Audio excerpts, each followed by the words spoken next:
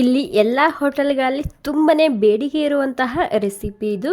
Grill sandwich recipe ಅಂಥೇಳಿ ತುಂಬಾ ಇಷ್ಟಪಟ್ಟು ತಿನ್ನುವಂತಹ ರೆಸಿಪಿ ಕೂಡ ಹೌದು. ಏನು ಕಷ್ಟನೇ ಇಲ್ಲ, ಮನೆಯಲ್ಲಿ ಜಸ್ಟ್ ಒಂದು 10 ನಿಮಿಷದಲ್ಲಿ ಈ ರೆಸಿಪಿನ ನೀವು ತಯಾರು ಮಾಡ್ಕೋಬೋದು. ಸೊ ಈ ರೆಸಿಪಿ ಮಕ್ಕಳಿಗಂತೂ ತುಂಬಾ ಇಷ್ಟ ಆಗುತ್ತೆ. ಮಕ್ಕಳಿಗೆ ಅಷ್ಟೇ ಅಲ್ಲ, ದೊಡ್ಡವರು ಕೂಡ ತುಂಬಾ ಇಷ್ಟಪಟ್ಟು ತಿನ್ನುವಂತಹ ರೆಸಿಪಿ ಇದು.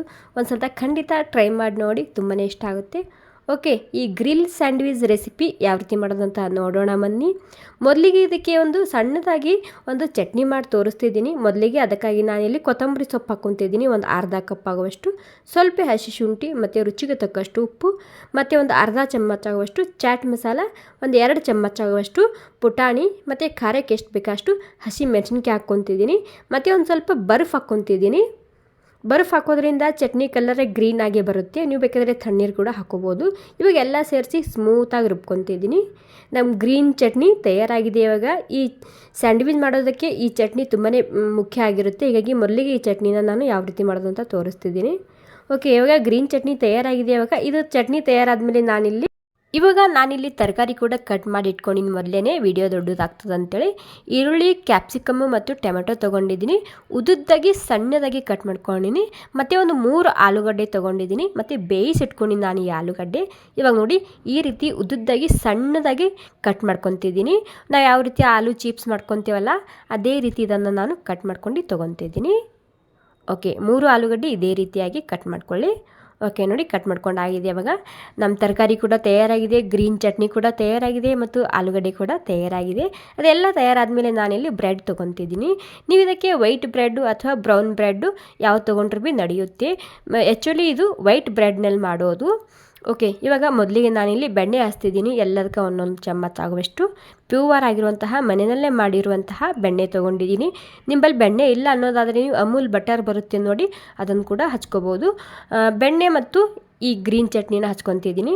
1 ಚಮಚ ಆಗುವಷ್ಟು ಹಚ್ಚಿದ್ದೀನಿ, 2 ಸೇರಿಸಿ. ಓಕೆ, ಖಾರ ಜಾಸ್ತಿ ಇಷ್ಟ ಇತ್ತಂದರೆ ನೀವು ಜಾಸ್ತಿ ಕೂಡ ಹಚ್ಕೋಬೋದು ಈ ಗ್ರೀನ್ ಚಟ್ನಿ. ಇವಾಗ ಇಲ್ಲಿ ನಾನು ಆಲೂಗಡ್ಡೆ ಇಟ್ಕೊತಿದ್ದೀನಿ, ಒಂದು 4. ಓಕೆ, ಮೇಲೆ ಒಂದು ಸ್ವಲ್ಪ ಉಪ್ಪು ಮತ್ತು ಚಾಟ್ ಮಸಾಲ ಕೂಡ ಹಾಕೋಬೋದು ನೀವು ಇದರಲ್ಲಿ ಆಲೂಗಡ್ಡೆ ಮೇಲೆ. ಮತ್ತು ಈರುಳ್ಳಿ ಇಡ್ತಿದ್ದೀನಿ. ಒಂದು ಬ್ರೆಡ್ಡಿನ ಮೇಲೆ ಈರುಳ್ಳಿ ಮತ್ತು ಆಲೂಗಡ್ಡೆ ಇಟ್ಟಿದ್ದೀನಿ. ಮತ್ತು ಒಂದು ಬ್ರೆಡ್ ಅದ್ರ ಮೇಲೆ ಈ ರೀತಿ ಇಟ್ಕೊತಿದ್ದೀನಿ.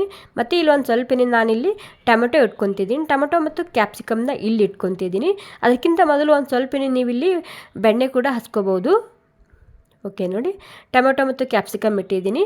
ಮತ್ತು ಇಲ್ಲಿ ಕೂಡ ಅಷ್ಟೇ, ಇಲ್ಲಿ ಟೊಮೆಟೊ ಮತ್ತು ಕ್ಯಾಪ್ಸಿಕಮ್ ಮೇಲೆ ಚಾಟ್ ಮಸಾಲ ಅಥವಾ ಒಂದು ಸ್ವಲ್ಪ ಉಪ್ಪು ಕೂಡ ಹಾಕೋಬೋದು. ಓಕೆ, ಇವಾಗ ಚೀಸ್ ಸ್ಲೈಸಸ್ ಇಟ್ಟಿದ್ದೀನಿ. ಇವಾಗ ಮತ್ತೊಂದು ಬ್ರೆಡ್ ಇಡ್ತಿದ್ದೀನಿ. ಈ ರೀತಿ ಚೀಸ್ ಸ್ಲೈಸಸ್ ಇಲ್ಲ ಅನ್ನೋದಾದರೆ ಚೀಸ್ ಬರುತ್ತೆ ನೋಡಿ, ಗ್ರೇಟ್ ಮಾಡಿ ಕೂಡ ಹಾಕೋಬೋದು ನೀವು ಅದರಲ್ಲಿ. ಓಕೆ, 2 ಕಡೆಗೂ ಮತ್ತೆ ಒಂದೊಂದು ಸ್ವಲ್ಪ ಬೆಣ್ಣೆ ಹಚ್ಕೊತಿದ್ದೀನಿ. ಓಕೆ, ಜಾಸ್ತಿನೇ ಹಚ್ಚಿ, ತುಂಬನೇ ಕ್ರಿಸ್ಪಿಯಾಗಿ ಬರುತ್ತೆ ಜಾಸ್ತಿ ಬೆಣ್ಣೆ ಹಚ್ಚೋದ್ರಿಂದ. ಇಲ್ಲಿ ಹಂಚು ಕೂಡ ಗರಮ್ ಆಗಿದೆ. ಇಲ್ಲಿ ಕೂಡ ಅಷ್ಟೇ, ಮೊದಲಿಗೆ ಒಂದು ಸ್ವಲ್ಪ ನಾನಿಲ್ಲಿ ಬೆಣ್ಣೆ ಹಾಕ್ಕೊತಿದ್ದೀನಿ. ಬೆಣ್ಣೆ ಹಾಕ್ಕೊಂಡಾದ್ಮೇಲೆ ಈ ಬ್ರೆಡ್ನ ಇಟ್ಕೊತಿದ್ದೀನಿ. ತುಂಬನೇ ಕ್ರಿಸ್ಪಿಯಾಗಿ ಬರುತ್ತೆ. ಸೊ ಮಕ್ಕಳಿಗೆ ಈ ರೆಸಿಪಿ ತುಂಬಾ ಇಷ್ಟ ಆಗುತ್ತೆ. ಏನು ಕಷ್ಟನೇ ಇಲ್ಲ, ಝಟ್ಪಟ್ನಲ್ಲಿ ಈ ರೆಸಿಪಿನ ನೀವು ಮಾಡ್ಕೋಬೋದು. ನೋಡಿ, ಈ ರೀತಿ ಪ್ಲೇಟ್ ಇಟ್ಕೊಂಡು ಮೇಲೆ ಒಂದು ಸ್ವಲ್ಪ ವಜ್ಜಿ ಇಡ್ತಿದ್ದೀನಿ ನಾನು.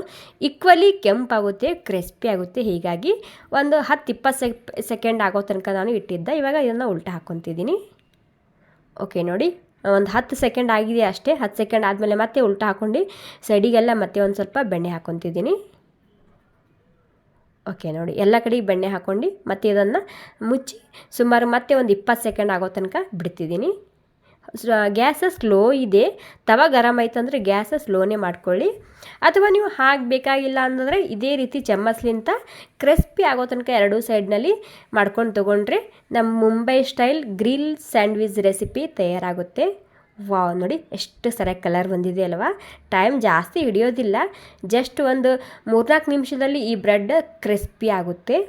ನೋಡಿ ಎಷ್ಟು ಕ್ರಿಸ್ಪಿಯಾಗಿ ಬಂದಿದೆ, ಕಲರ್ ಕೂಡ ಯಾವ ರೀತಿಯಾಗಿ ಬಂದಿದೆ. ಸೊ ನನಗಂತೂ ಬಾಯಲ್ಲಿ ನೀರು ಬರುತ್ತಿದೆ.